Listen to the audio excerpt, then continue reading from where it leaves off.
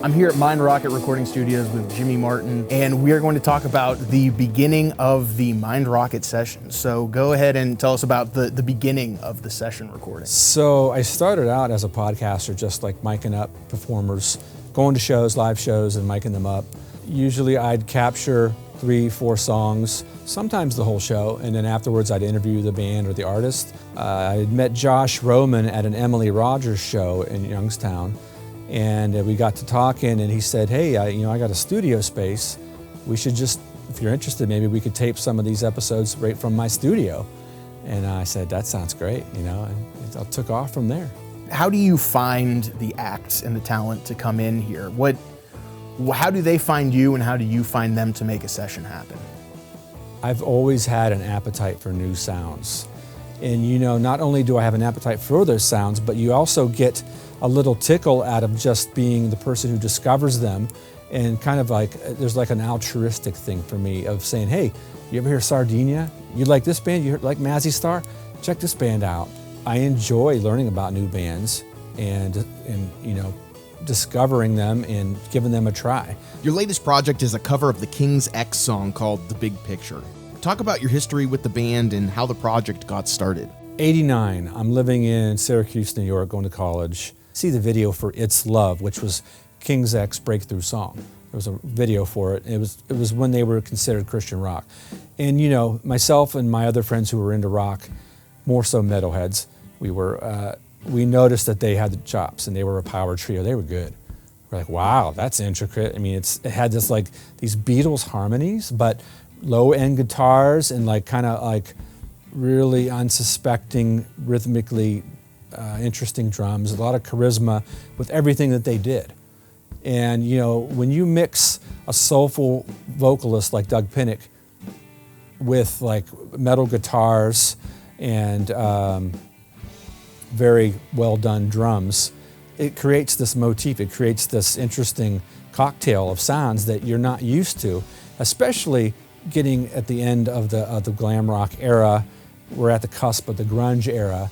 There's that little sweet spot where you had an appetite for new sounds, and I think King's X had that new sound.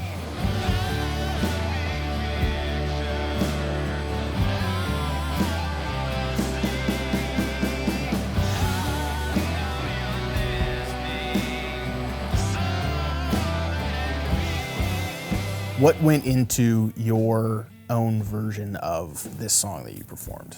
It's barely my own version, or I'll say our own version. There's some other players that I involved in this project, John Reider from Coin Monster and Chip Miller.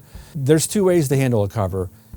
I prefer a band and artist that takes a song, covers it, and puts their own spin on it, and re-expresses it in their own style. I think that's preferred.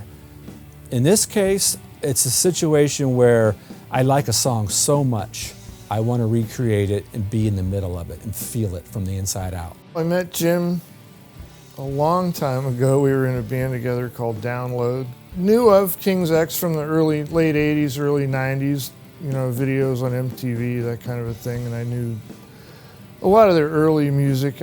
Jim kind of got me into them. We did a few other cover songs.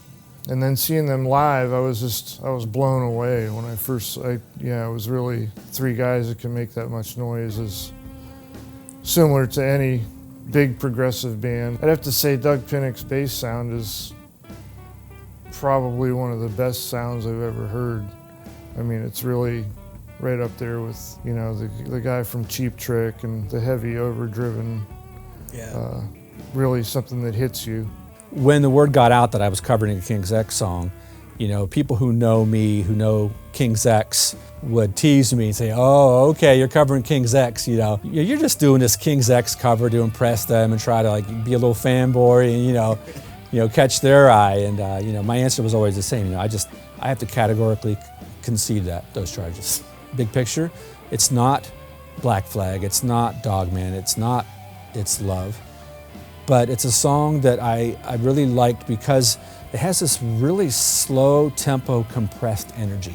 And you sway to it and you listen to all the layers, and it's just always stuck out to me as one of my favorite songs on that record. So much so that it wasn't enough to listen to it. I just had to redo it myself, you know.